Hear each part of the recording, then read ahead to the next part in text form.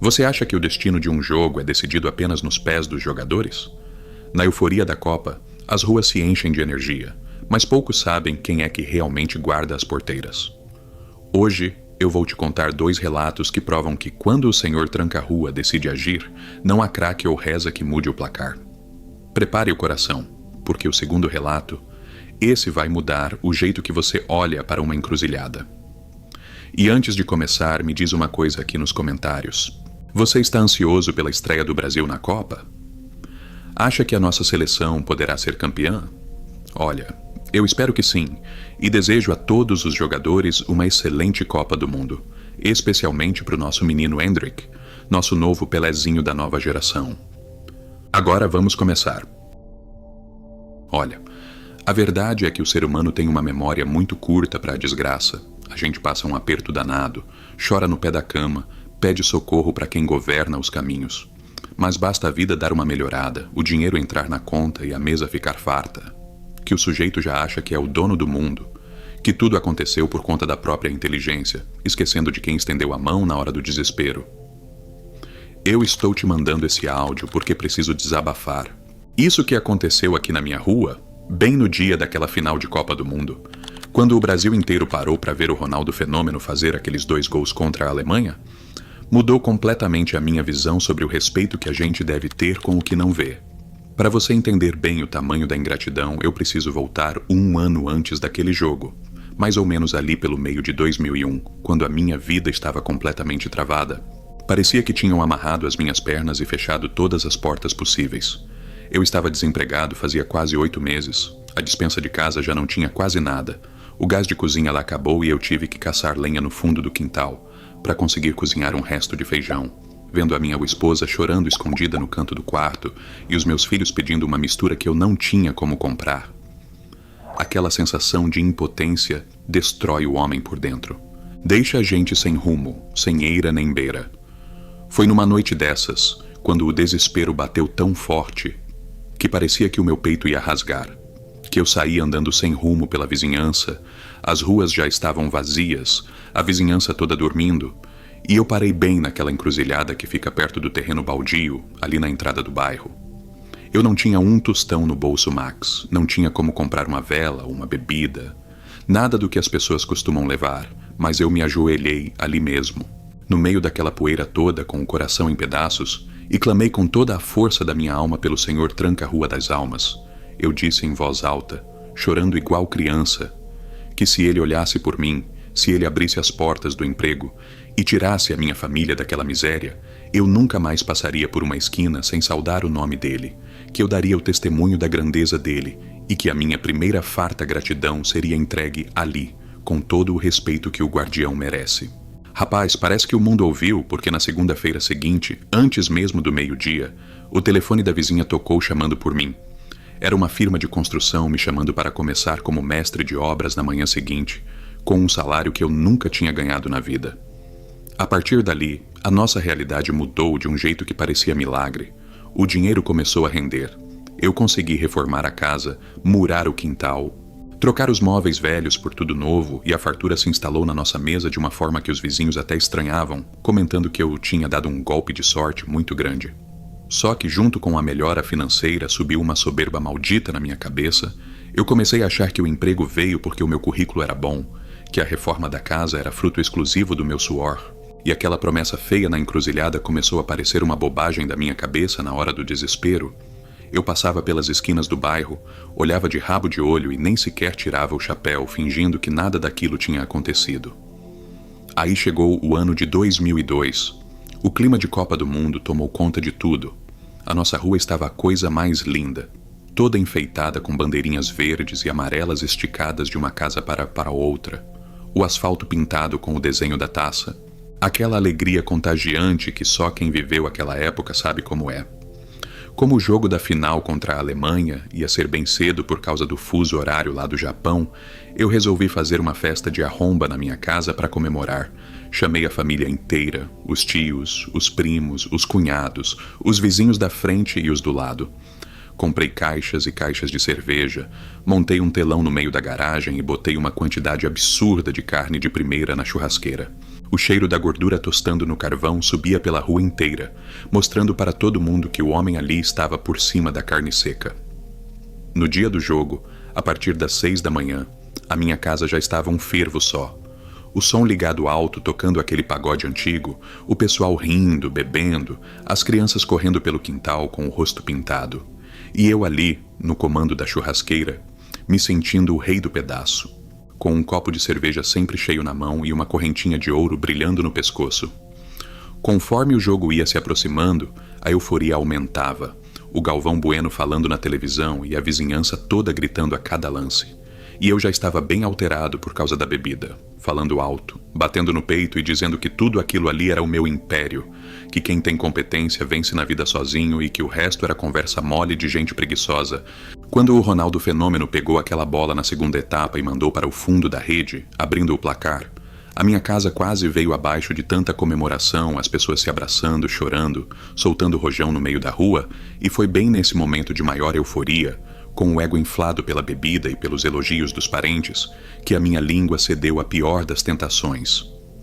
Um dos meus cunhados, que sabia do aperto que eu tinha passado no ano anterior e lembrava vagamente de eu ter comentado sobre a ajuda espiritual que recebi, chegou perto de mim na churrasqueira, olhou para aquela fartura toda e comentou baixinho, dizendo que o homem lá da rua tinha cumprido direitinho a parte dele e que a minha vida tinha realmente mudado depois daquela noite. Max, se eu estivesse sóbrio, talvez a minha consciência tivesse me segurado, mas com a cabeça cheia de álcool e querendo parecer o sujeito mais poderoso e independente da região diante dos amigos, eu dei uma risada irônica, uma gargalhada alta que chamou a atenção de quem estava em volta. Balancei o copo de cerveja no ar e comecei a falar o que nenhum homem deveria ter a audácia de pronunciar, desafiando uma força que cuida justamente do chão onde a gente pisa. Eu olhei bem na cara do meu cunhado, soltei uma gargalhada alta que ressoou forte por toda essa garagem, chamando a atenção do pessoal que estava se servindo na mesa de saladas, e cometi a maior idiotice que um homem pode fazer na vida. Eu disse que aquilo tudo era conversa fiada de quem tem a mente fraca, que negócio de homem da rua não tinha me dado emprego nenhum, que se eu não tivesse acordado todo santo dia às 5 da manhã para pegar o batente na construção, a minha família estaria passando fome até hoje. Bati no peito com força, balancei o copo cheio de cerveja e gritei para quem quisesse ouvir que eu não precisava de proteção de esquina nenhuma, que a minha própria força era o meu protetor, e que se alguma coisa quisesse me cobrar alguma promessa antiga, que viesse falar comigo cara a cara ali no portão. Minha sogra, uma senhora de idade que estava sentada num banco de plástico perto da porta da cozinha, mudou de cor na hora. Ela largou o prato de bolo de lado, me olhou com os olhos arregalados, cheios de uma preocupação real, e me avisou, com a voz trêmula, dizendo para eu calar a boca.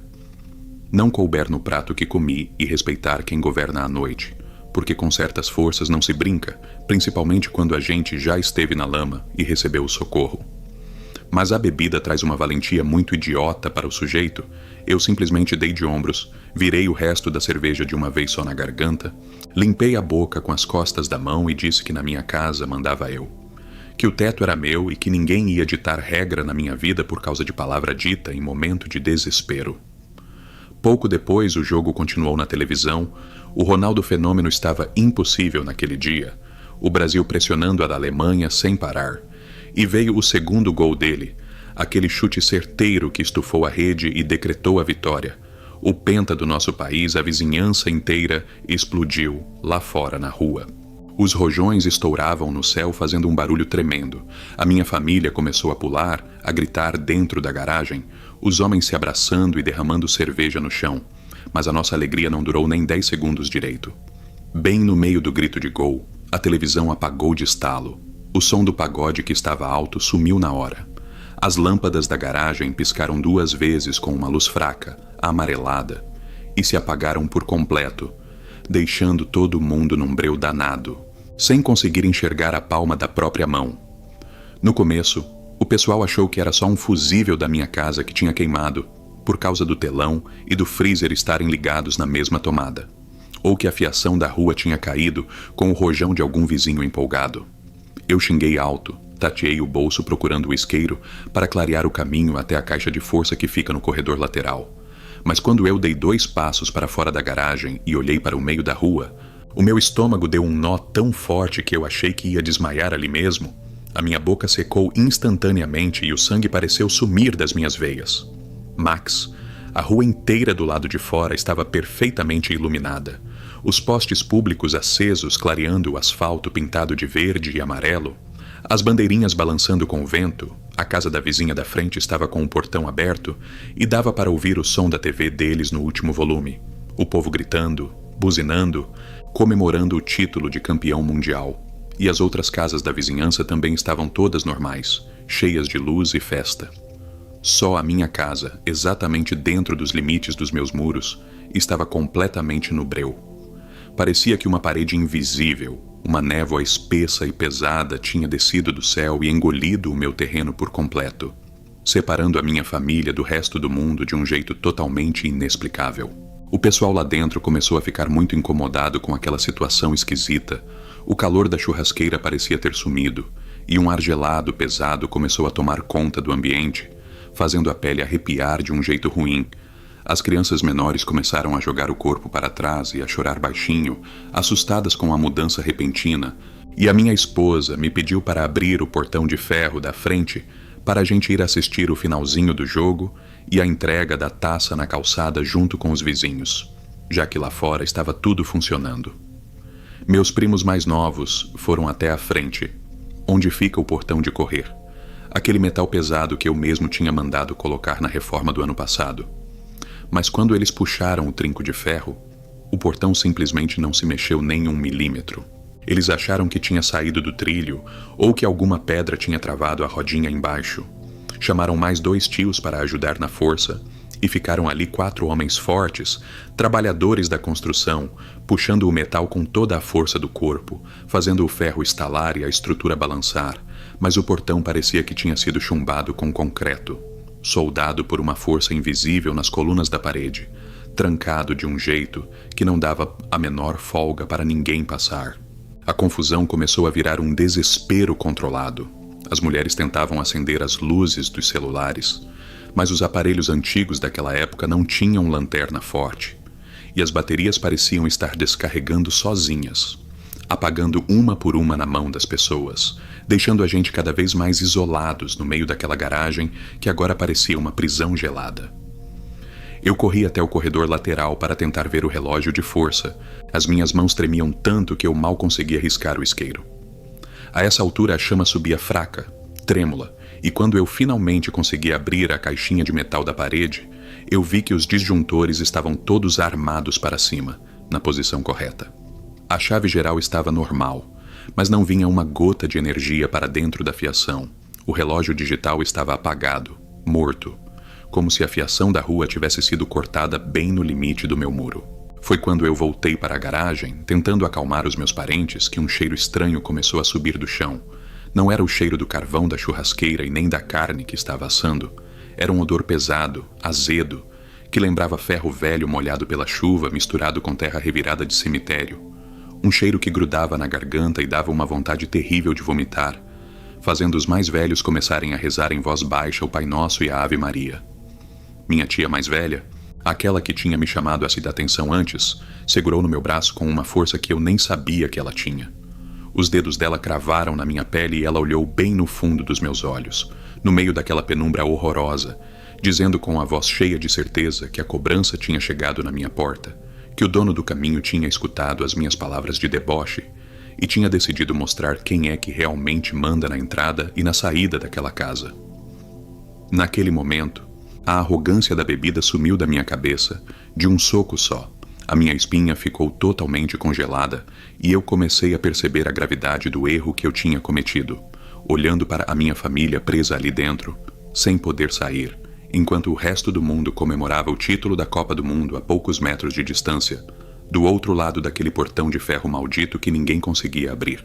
A gente ficou ali amontoado na garagem, o desespero batendo forte no peito de todo mundo, porque a gente conseguia escutar o barulho do foguetório do pessoal na avenida principal, os carros passando buzinando por causa do título do Brasil, aquela festa danada acontecendo a poucos metros da gente. Mas parecia que a minha casa tinha sido arrancada do mapa, jogada num buraco onde a luz não conseguia entrar de jeito nenhum. Minha esposa segurava as crianças bem firme contra o corpo dela, chorando baixinho, rezando tudo o que ela sabia de cor, e os meus parentes começaram a me cobrar, a me perguntar o que diabo estava acontecendo com aquela fiação, querendo que eu fizesse alguma coisa, que eu achasse uma solução para tirar todo mundo daquele breu gelado, mas eu mesmo já não tinha mais forças nem para responder. A minha boca parecia cheia de areia. A garganta travada pela certeza de que eu tinha puxado para dentro do meu quintal uma cobrança muito pesada.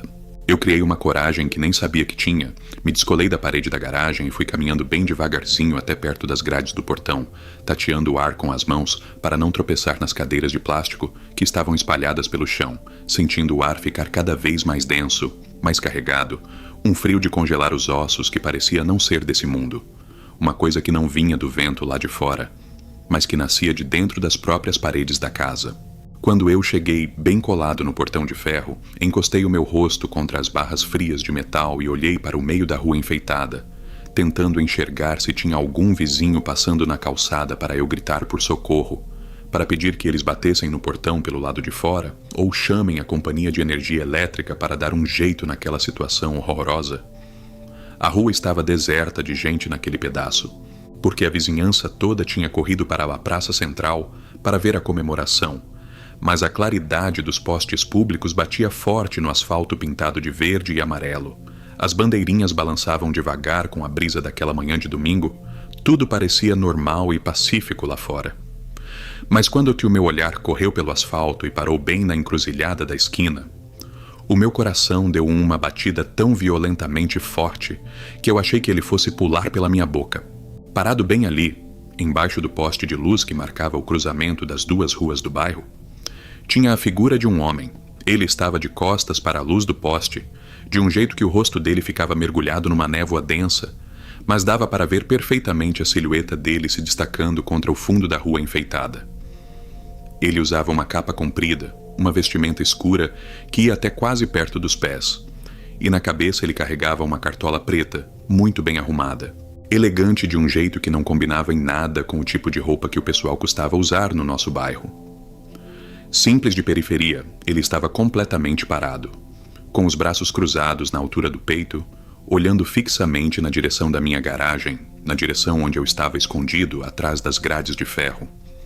Eu tentei convencer a minha própria cabeça de que era apenas algum vizinho que tinha se fantasiado para a comemoração da Copa do Mundo, alguém que estava voltando de alguma festa de rua ou uma brincadeira de mau gosto dos rapazes da outra quadra, mas o jeito que aquele homem se impunha ali na esquina, a imponência daquela presença, tirava qualquer possibilidade de ser um ser humano comum fazendo graça na madrugada ou no começo do dia.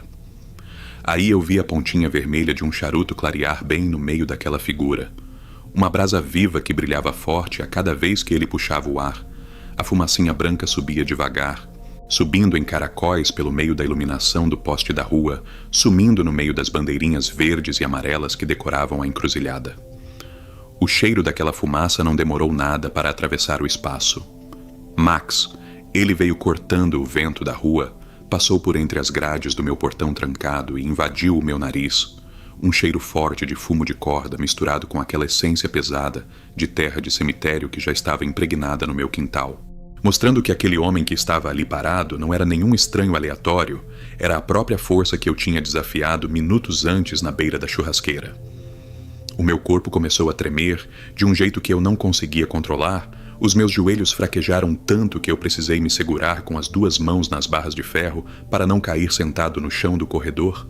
O suor colava a minha camisa nas costas, um suor gelado de puro pavor, vendo aquela figura ali na esquina dar um passo lento para a frente, saindo debaixo da luz direta do poste. Ele não andava como uma pessoa comum. Ele se movia com uma elegância assustadora, parecia deslizar por cima do asfalto pintado da nossa rua, mantendo os olhos cravados na minha direção, e cada vez que a brasa do charuto dele brilhava vermelha na penumbra, parecia que a temperatura dentro do meu quintal caía mais um pouco, deixando a garagem tão fria que a respiração dos meus parentes começou a formar aquela fumacinha branca no ar, igualzinho a quando a gente abre a porta de uma câmara fria de frigorífico. Lá dentro da garagem, a minha sogra percebeu que o clima tinha mudado de vez. Ela sentiu a aproximação daquela energia pesada e começou a rezar ainda mais alto. A voz dela trêmula quebrando a quietude horrorosa que tinha se instalado dentro dos nossos muros. Ela pedia perdão pelas minhas palavras cegas, clamava para que a proteção dos inocentes que estavam ali dentro fosse maior do que a punição que o dono da casa merecia receber por conta da soberba maldita. Meus parentes, vendo o meu estado ali colado no portão, sem conseguir dizer uma palavra, paralisado de pavor, começaram a se aproximar devagar, tentando olhar por cima do meu ombro para ver o que diabo tinha me deixado daquele jeito. E quando o meu cunhado olhou na mesma direção, ele soltou um gemido, deu 3 passos para trás, batendo com as costas na mesa de metal, derrubando os espetos com o resto de carne fria no chão. A valentia dele também sumindo num piscar de olhos diante daquela visão da esquina. A gente estava completamente encurralado, trancado por dentro do nosso próprio lar, vendo a justiça divina ou a cobrança da noite se aproximar sem pressa nenhuma. Porque quem manda no caminho não precisa correr. Ele sabe perfeitamente que o devedor não tem para onde escapar quando a chave da saída está na mão dele.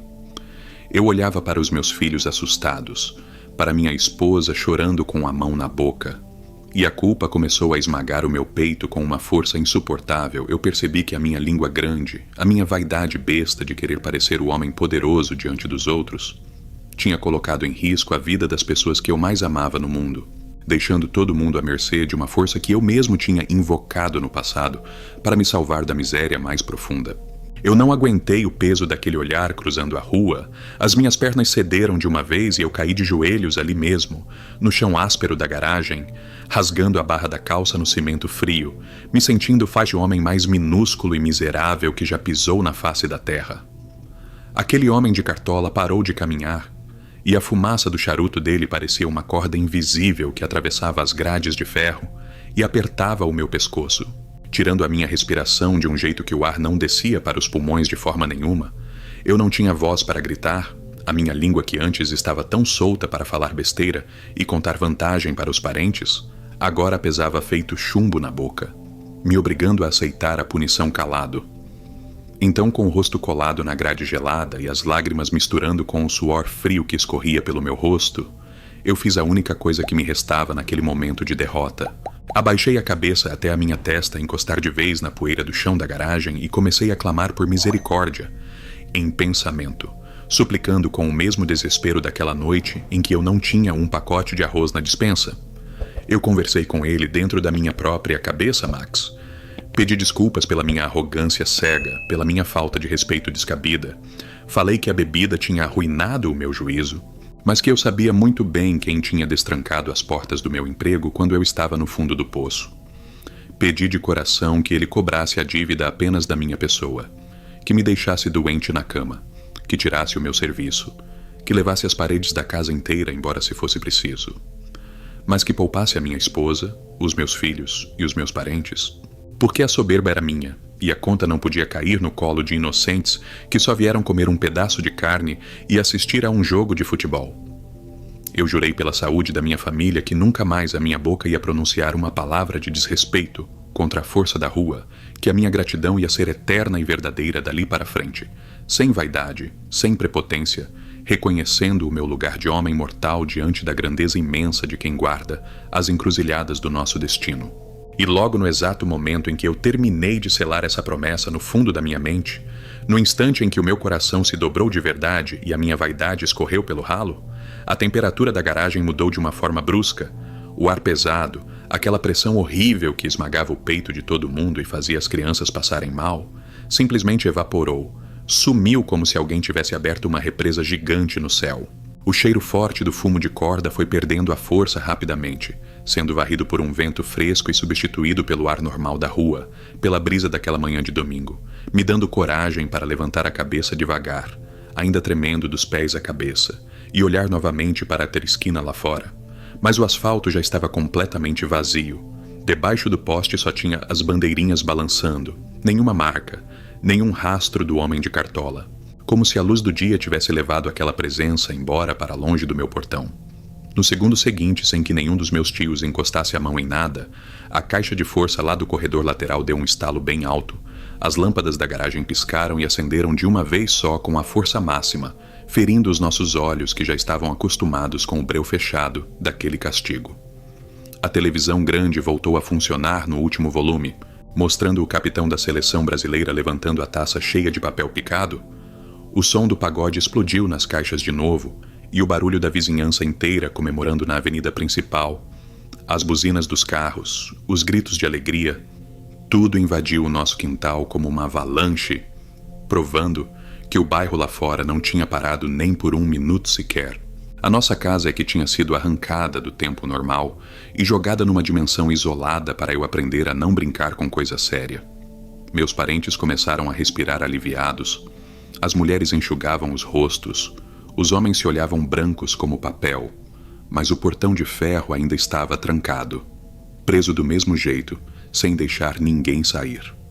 O meu cunhado, ainda recuperando o fôlego, perguntou onde estava a chave mestra daquele cadeado grosso que travava o trilho do portão, uma chave que ficava sempre presa num prego na parede da sala, mas que ninguém conseguia achar durante a confusão. Eu me levantei do chão com as pernas muito moles. Fui caminhando arrastado até a área da churrasqueira para me apoiar no balcão de tijolinho. E bem nessa hora a lição final bateu direto na minha cara. Uma provação final para não deixar nenhuma margem de dúvida na cabeça de ninguém sobre o que tinha travado a nossa manhã. Bem em cima da grelha fria da churrasqueira, encostada num pedaço de picanha que eu tinha usado para me gabar horas antes, estava a chave do portão de correr, suja com um pouco de cinza do carvão, brilhando sob a luz forte da lâmpada, colocada ali com um propósito muito claro que fez o meu estômago embrulhar de novo. Não existia a menor possibilidade daquela chave ter ido parar no meio do churrasco por acaso. Ninguém tinha entrado na sala para pegar. Ninguém tinha chegado perto do fogo depois que a energia caiu, mas ela estava ali, sendo entregue de volta para as mãos do dono da casa logo após a lição ser aplicada, servindo como um aviso bruto de que os nossos caminhos só se abrem quando a gente tem a humildade de respeitar quem segura a tranca da vida. Eu peguei o metal com a mão trêmula, fui até a frente do quintal, enfiei a chave no cadeado e o miolo virou com uma facilidade que beirava o absurdo. O portão que antes não cedia nem com a força bruta de 4 homens juntos, agora correu livre pelo trilho com um empurrãozinho leve, abrindo a passável da passagem para a calçada e deixando o sol entrar de vez no meio das nossas coisas. Ninguém da minha família quis continuar a comemoração. A carne boa ficou esquecida na grelha. A bebida cara esquentou dentro dos copos. Os meus parentes foram indo embora um por um, cabisbaixos, cheios de respeito, passando por mim com o olhar baixo, todo mundo entendendo perfeitamente que aquele domingo festivo tinha marcado o nosso sangue de uma forma que nenhum título mundial de futebol conseguiria marcar. A partir daquela data, meu amigo Max, a minha rotina seguiu próspera. O trabalho de mestre de obras nunca mais parou. O dinheiro rendeu, mas a minha postura mudou da água para o vinho. Eu perdi a vaidade, nunca mais ousei me colocar acima de qualquer força do mundo. Nunca mais cruzei um cruzamento sem tirar o chapéu na mente. E a lição principal que eu levo para a minha cova, e que eu ensino para os meus filhos repetidas vezes, é que o sujeito pode construir o império que for, colocar o dinheiro que quiser na conta, mas a festa só continua se o dono da rua permitir.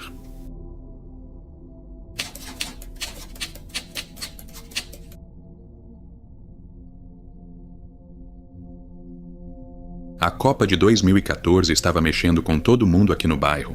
A gente passou semanas limpando as calçadas, pintando o asfalto com aquela tinta amarela e verde, esticando barbante de poste em poste cheio de bandeirinha de plástico que fazia barulho quando o vento batia. Era uma união bonita de se ver. O pessoal se juntava todo final de semana para assar uma carne, ligava o rádio alto, colocava as mesas no meio da rua mesmo. Todo mundo conversando, rindo. Os mais velhos sentados nas cadeiras de fio na calçada tomando uma cerveja gelada.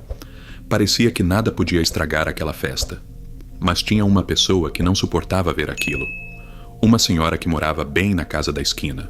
Uma mulher azeda chamada Dona Adelaide. Ela vivia trancada dentro daquela casa velha com as janelas de madeira sempre fechadas, Só saía para reclamar do barulho das crianças jogando bola ou para olhar feio quando a gente ligava o som para comemorar os gols da seleção. O olhar dela pesava. Dava para sentir a ruindade de longe quando ela botava a cara para fora da fresta do portão. Parecia que a felicidade dos outros causava uma dor física nela. E o pior é que a gente não fazia nada para provocar. Era só a alegria natural de vizinho que se gosta e que resolveu aproveitar o clima de festa do futebol para ficar mais perto. Conforme os jogos iam avançando, a implicância dela foi virando uma coisa doente. Ela começou a jogar água com sabão na calçada onde os meninos jogavam bola, xingava o pessoal que estava assando carne na calçada, dizia que aquela palhaçada ia terminar mal, que a gente ia chorar lágrimas de sangue. O povo mais velho do bairro pedia para deixar para lá. Falava que era coisa de gente de idade que vive sozinha e não tem o que fazer. Mas o clima começou a ficar esquisito bem na semana que antecedia aquele jogo contra a Alemanha. Eu me lembro perfeitamente de uma segunda-feira de madrugada. Eu tinha saído para trabalhar cedo. Por volta das 4 da manhã, a rua estava completamente deserta. Aquela névoa fina de inverno cobria as lâmpadas amarelas dos postes. E quando eu dobrei a esquina perto da casa dela, eu notei um vulto parado bem na encruzilhada que dá acesso para a avenida principal. Era a Dona Adelaide. Ela vestia um casaco escuro comprido, estava de costas para mim, agachada perto do bueiro, mexendo em alguma coisa no chão. Eu apertei o passo sem fazer barulho para ver o que era, achando que ela podia estar passando mal ou largando lixo no lugar errado. Mas quando cheguei mais perto, eu vi que ela estava ajeitando um alguidar de barro. Tinha uma garrafa de pinga barata, uns charutos cruzados e um pano preto cobrindo alguma coisa que parecia uma foto ou um papel escrito. Ela resmungava umas palavras baixas, uma reza travada, uma coisa horrorosa que dava um peso ruim no peito só de escutar de longe. Ela pedia com todas as forças para que a alegria daquela rua sumisse, para que o povo se odiasse, para que o caminho de todo mundo ali ficasse trancado igual ao coração dela. Eu não sou de me meter na vida de ninguém, Max, mas aquilo me deu um nó no estômago tão grande que eu mudei de calçada e saí andando depressa, fingindo que não tinha visto nada. Passei o dia inteiro no serviço com aquela imagem na cabeça, pensando no tamanho da maldade de uma pessoa que gasta o tempo dela no sereno da madrugada para desejar a ruína dos próprios vizinhos, que nunca lhe fizeram nenhum mal. O problema é que o efeito daquela ruindade começou a desaparecer logo no dia seguinte. A terça-feira amanheceu com um ar pesado. O sol parecia que não conseguia clarear o bairro direito. Ficou uma claridade cinzenta, murcha. E a primeira coisa esquisita que eu notei foram as bandeirinhas verdes e amarelas. O vento estava soprando forte, balançando as árvores, mas as bandeirinhas que a gente tinha pendurado com tanto carinho continuavam completamente esticadas, paradas, como se estivessem grudadas no ar, uma coisa sem explicação nenhuma que chamou a atenção até dos meninos que costumavam brincar ali. O asfalto pintado parecia ter perdido a cor, ficando com um tom desbotado, feio, como se aquela tinta nova tivesse anos de uso. E o pior não foi nem a parte visual. O pior foi o que aconteceu com o temperamento das pessoas do bairro. Aquela vizinhança que sempre foi como uma família, onde todo mundo emprestava uma xícara de açúcar ou ajudava a consertar um portão, virou um vespeiro do dia para a noite. As brigas começaram sem motivo nenhum. Na hora do almoço, o seu antenor, que é um senhor de quase 70 anos, super calmo, quase saiu no braço com o rapaz da padaria por causa de um troco de R$2, uma discussão boba que escalou de um jeito que os dois quase se mataram ali mesmo na calçada. Mais tarde, 2 irmãs que moravam juntas há décadas e cuidavam das plantas da rua começaram a gritar uma com a outra dentro de casa, quebrando pratos, jogando as coisas na rua, um ódio repentino que parecia brotar do chão e contaminar a mente de todo mundo. As famílias se trancaram para dentro, ninguém mais queria saber de colocar mesa na calçada.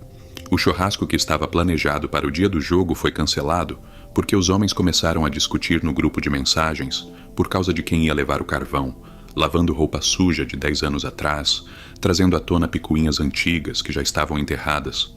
O ambiente festivo sumiu por completo, dando lugar a um mal-estar terrível, uma sensação de velório que parecia ter tomado conta de cada tijolo daquela rua. A gente não conseguia se olhar sem soltar uma faísca. Qualquer palavra virava motivo para cara feia. A comida parecia azedar rápido no fogão. O leite coalhava assim que a gente trazia do mercado. Era uma opressão que parecia apertar a garganta da gente o tempo todo. E enquanto a rua inteira se afundava nessa quizumba, nessa discórdia sem fim, eu olhava pela fresta da minha janela e via a casa da esquina com as cortinas levemente afastadas. Dona Adelaide ficava ali, com a cara colada no vidro, observando o movimento sumir, as brigas acontecerem, os vizinhos se xingando, e dava para ver o contentamento daquela mulher.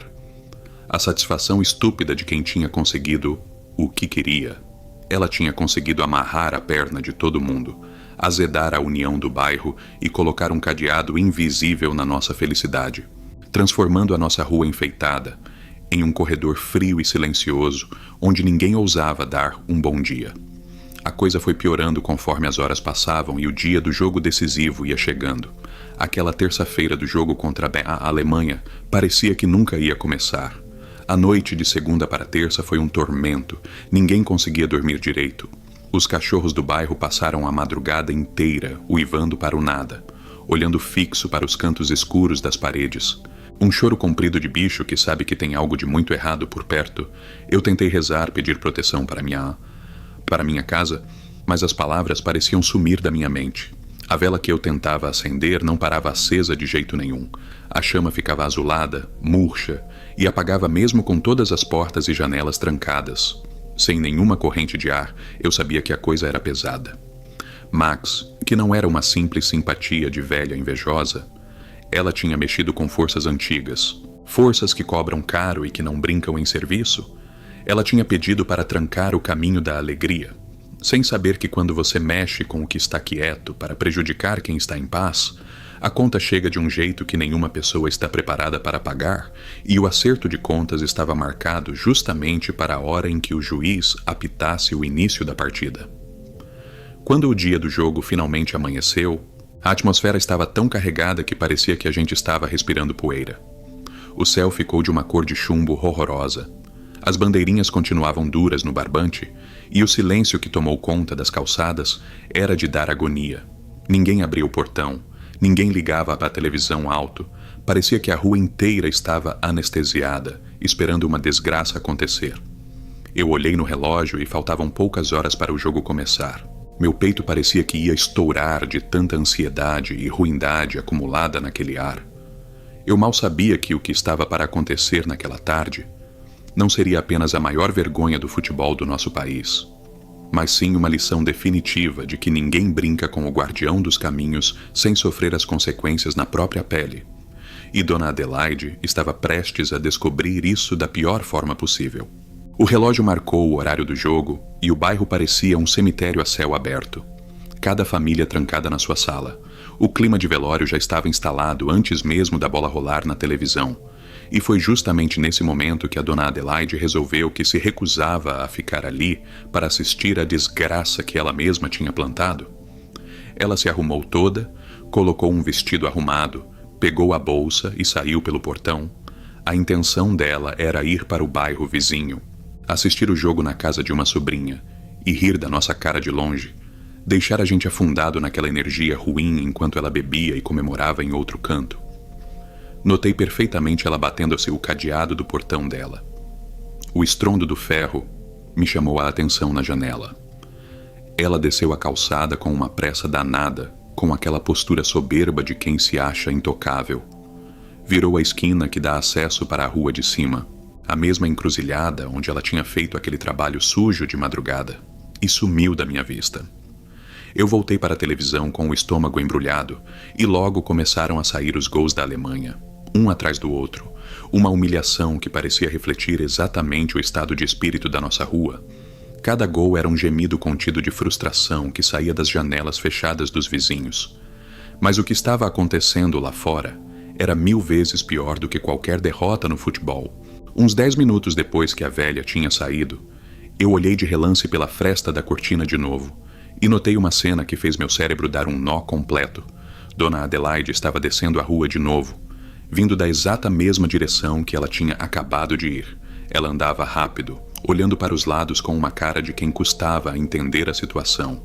Ela chegou na frente do próprio portão, parou, olhou para o número da casa, balançou a cabeça inconformada, virou as costas e começou a subir a rua na direção contrária.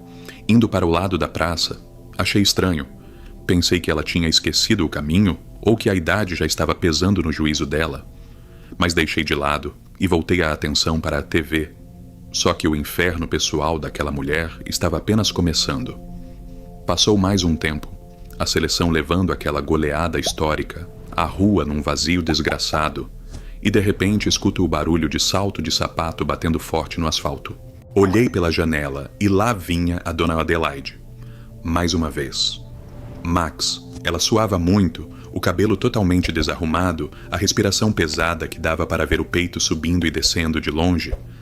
Ela chegou na frente do portão dela e parou estática, o rosto dela estava pálido como cera. Ela olhava para as casas em volta com um desespero impossível de esconder. Ela puxava a alça da bolsa com tanta força que as juntas dos dedos ficaram brancas.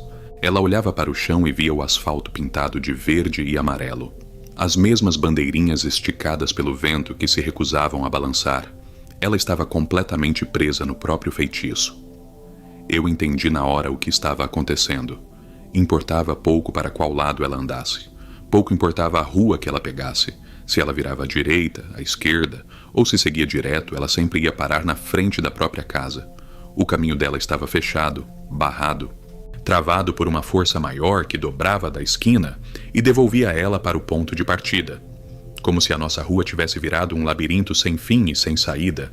A mesma pessoa que rogou para que a nossa alegria ficasse amarrada, agora estava sentindo na pele o que é não ter para onde correr. Ela tentou mais uma vez. Reparei na velha, arrancando os sapatos de salto, segurando na mão e saindo numa corrida torta pela rua abaixo, com o vestido voando, desesperada.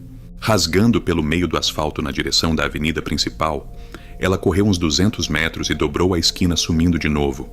E eu fiquei ali, na janela apenas aguardando. Contei no relógio da parede. Deu 3 minutos e lá vinha ela descendo a calçada de cima, chorando alto, com a maquiagem derretida no rosto, os pés descalços machucados da poeira e das pedras da rua. Ela tropeçou no próprio quintal e caiu de joelhos na frente do portão de ferro dela, arranhando as mãos no cimento grosso. A televisão de dentro de casa gritava mais um gol dos alemães. O povo soltava uns xingamentos de raiva de dentro das salas, e a dona Adelaide ajoelhada na calçada. Chorando um choro feio, engasgado, ela tentou levantar e nesse momento a temperatura da rua despencou de um jeito anormal. O ar ficou pesado, muito grosso, parecia que não entrava no pulmão da gente direito. Os cachorros pararam de latir e se esconderam nas casinhas, os passarinhos sumiram da fiação elétrica. Uma quietude imensa engoliu o barulho do vento, e eu notei o ar tremer, na calçada oposta, bem debaixo do poste da encruzilhada. A luz amarelada do poste piscou 2 vezes, e sem aviso nenhum ele estava lá. Aquilo passava longe de imaginação, muito menos delírio. Vi um homem imenso de alto com uma postura firme. Ele usava uma roupa impecável e uma capa comprida. Uma capa que fugia de qualquer tecido de costureira. A capa balançava devagar, parecia tecida com a fumaça mais escura da madrugada, como se o breu da noite tomasse forma grossa ao redor dos ombros dele. Ele usava um chapéu de aba larga que tampava metade do rosto, mas a presença dele exalava uma autoridade que esmagava qualquer valentia humana. Eu senti as minhas pernas ficarem moles só de olhar para ele pela fresta da minha janela. O homem recusava a dar um único movimento brusco. Ele apenas ficou parado ali, cravado na esquina onde ela tinha entregue aquele alguidar cheio de maldade, e a dona Adelaide percebeu a presença dele. Ela virou o rosto na direção da esquina e o choro dela travou no seco. Ela arregalou os olhos de um jeito que a vista ameaçava saltar para fora do rosto. Ela tentou recuar, se arrastando para trás, raspando os joelhos e as pernas no chão duro, batendo as costas contra as grades do próprio portão. Encurralada pela entidade que ela mesma tinha chamado achando que podia controlar como se fosse bicho de estimação, ela tremia com tanta força que o barulho das pulseiras dela batendo umas nas outras chegava até a minha calçada. O homem de capa deu uma passada para frente. O solado dele tocava o asfalto sem produzir barulho algum. Parecia que ele deslizava pelo chão, e a cada metro que ele avançava a luz dos postes ia ficando fraca, como se ele sugasse a força de tudo em volta. A vizinha escorregou na grade do portão até sentar na calçada, cobrindo o rosto com as 2 mãos e pedindo perdão, choramingando, gaguejando as palavras. Uma senhora velha, orgulhosa e venenosa que agora estava reduzida a um punhado de pavor e covardia. O guardião dos caminhos recusava-se a ouvir desculpa. Max, ele cobrava a conta justa, porque quando uma pessoa pede a ruína de famílias inocentes que não devem nada para ninguém, a balança lá de cima pesa para o lado de quem pediu a covardia. O homem imponente parou a uns 2 metros dela e a rua inteira pareceu congelar naquele segundo exato. O homem imponente parou a uns 2 metros dela e a rua inteira pareceu congelar naquele segundo exato. Eu juro por tudo que é mais sagrado que o ar. Pesava 1 tonelada de cada lado do meu corpo. Eu mal conseguia puxar o fôlego pela fenda da janela. E a figura de capa preta inclinou o rosto levemente para baixo. A fumaça rala que saía do charuto dele parecia dançar no vento parado. Ele não precisou gritar e nem fazer força para falar. A voz dele cortou o ambiente grosso como uma navalha, uma voz grave, forte, arrastada, que batia direto no peito de quem estava perto. E ele disse com todas as letras, olhando no fundo do desespero daquela vizinha amargurada: quem tranca a alegria dos outros fica preso na própria amargura. A dona Adelaide urrou de pavor. Ela tampou os ouvidos e encolheu o corpo inteiro no cimento duro, rastejando feito uma lagarta machucada, pedindo pelo amor de Deus para ele ir embora, dizendo que não queria fazer maldade, que foi apenas um erro de raiva boba, mas o guardião soltou uma gargalhada baixa, uma risada que desmanchou qualquer pingo de coragem que restava nela. Ele apontou o dedo comprido na direção da encruzilhada de onde ele tinha surgido, a mesma esquina onde o despacho dela apodrecia no bueiro, e a ordem foi dada sem precisar de muita explicação. Ela tinha que desfazer o nó que ela mesma amarrou, ou o caminho dela ia continuar emparedado pelo resto da vida. A velha levantou do chão, tremendo dos pés à cabeça. O vestido arrumado estava rasgado nos joelhos, sujo de poeira amarela e graxa do asfalto. Ela caminhou tropeçando nas próprias pernas até a esquina. E eu continuei acompanhando tudo de longe, grudado no vidro, o meu coração batendo tão forte que parecia querer pular pela boca. A mulher chegou no bueiro e teve que enfiar as mãos nuas na sujeira molhada, recolhendo cada caco do alguidar de barro quebrado, pegando os charutos babados, a garrafa de pinga esvaziada, aquele pano preto imundo cheio de poeira. Ela chorava um choro grosso, desesperado, juntando tudo contra o peito, sujando a roupa limpa com a ruindade que ela tentou jogar na nossa vizinhança. O homem de capa continuava parado no mesmo lugar, incólume, gigante, apenas acompanhando o trabalho dela com um olhar que pesava mais do que uma bigorna de ferro maciço. Ele não arredou o pé 1 centímetro sequer enquanto ela não recolheu o último grão daquela oferenda suja, mas o castigo dela ainda não tinha terminado, porque desfazer o trabalho era apenas metade da cobrança. A segunda parte envolvia destruir o orgulho dela, a soberba imensa que ela carregou durante anos ali no nosso bairro, julgando todo mundo, olhando torto para as famílias simples da nossa rua. E a cobrança daquela entidade batia exatamente onde mais doía nela, no ego e na aparência que ela tanto lutava para manter em pé perante as pessoas. A dona Adelaide, com as mãos pingando sujeira de ralo e o rosto desfigurado pelo pranto pesado, teve que virar de frente para a rua de cima a baixo. O homem fez um sinal leve com a mão comprida, e naquele instante as portas de algumas casas começaram a abrir devagarzinho, sozinhas.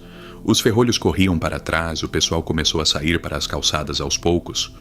O seu antenor, as moças que cuidavam das plantas, o rapaz da padaria da esquina, todo mundo saindo com uma cara de cansaço extremo, de confusão, como se tivessem acordado de um pesadelo ruim, atraídos por aquele choro alto e rasgado que soava pela quadra toda.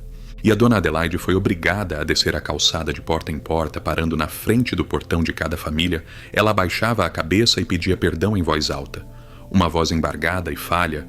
Ela pedia desculpas por ter jogado praga na vizinhança, por ter desejado a ruína de todas as casas, por ter amaldiçoado o churrasco, a alegria genuína, as crianças pequenas brincando de bola. Ela ia andando e se desculpando, esvaziando o peito de toda aquela amargura presa, engolindo o orgulho a seco na frente de quem ela sempre desprezou. Os vizinhos não entendiam muito bem o que estava acontecendo.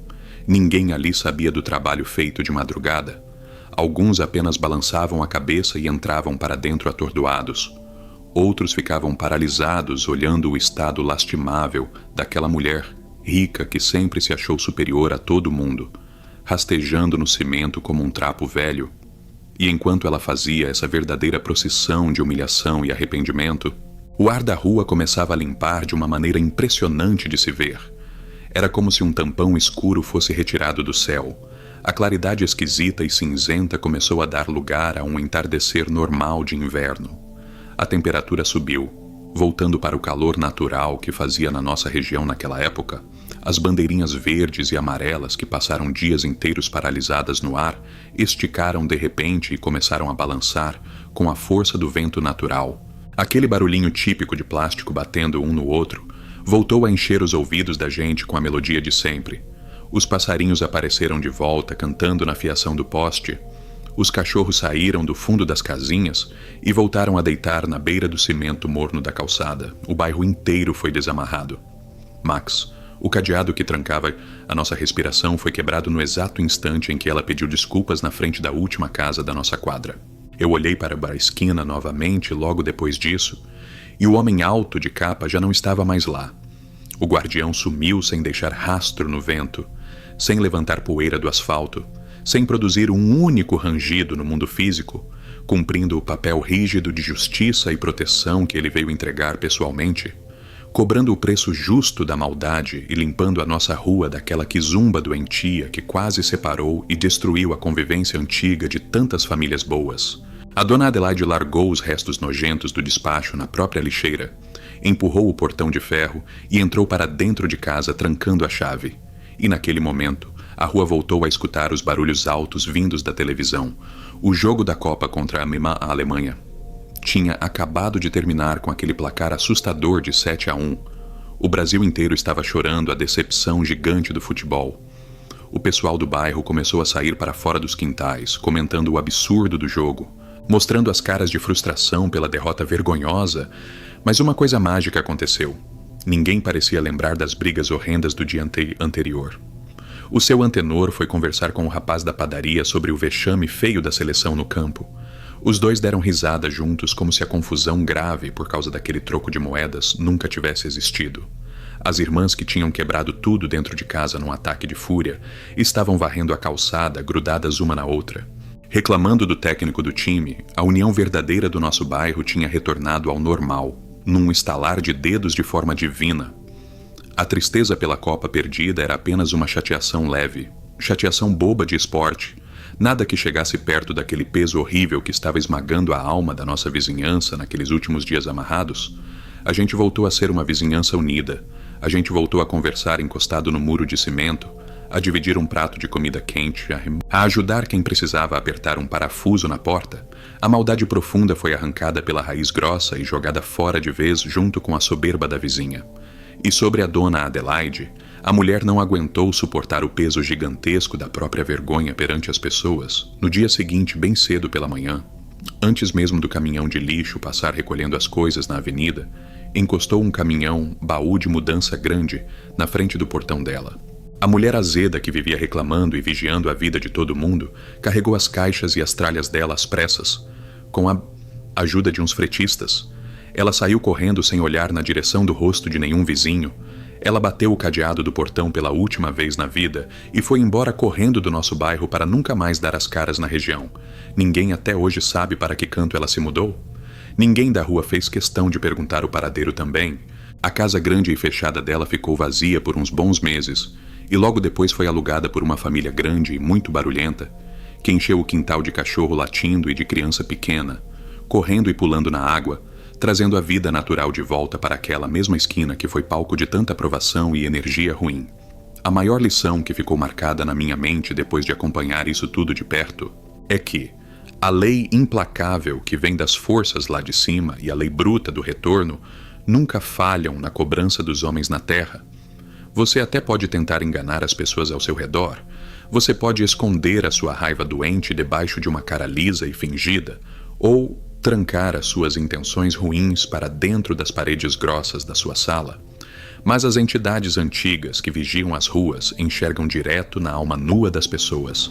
Elas sabem com perfeição absurda quem ajoelha para pedir amparo e proteção. e quem usa das forças ocultas apenas para pedir destruição alheia, e mexer com o homem da capa que toma conta das encruzilhadas apenas com a finalidade de tentar prejudicar a paz do seu semelhante, é o mesmo que assinar um papel pedindo pela própria ruína e pela vergonha pública, porque no fim das contas o universo devolve tudo na mesma moeda. A energia amarga que a pessoa lança na rua vai voltar com um peso 1000 vezes multiplicado, esmagando sem dó o caminho de quem fez o mal e trancando as próprias pernas de quem ousou fechar a rua do próximo sem motivo.